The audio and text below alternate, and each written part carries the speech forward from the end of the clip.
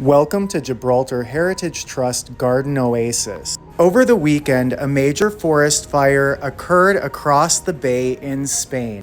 The ash blew across the Bay of Gibraltar and has landed in our patio garden. It's time for a quick cleanup. The broad leaves of many of our plants easily gather soot and dirt falling from the sky. Not only is cleaning the plants with a wet paper towel aesthetically pleasing, it's also healthy for the plants to get the soot and ashes off of the leaves.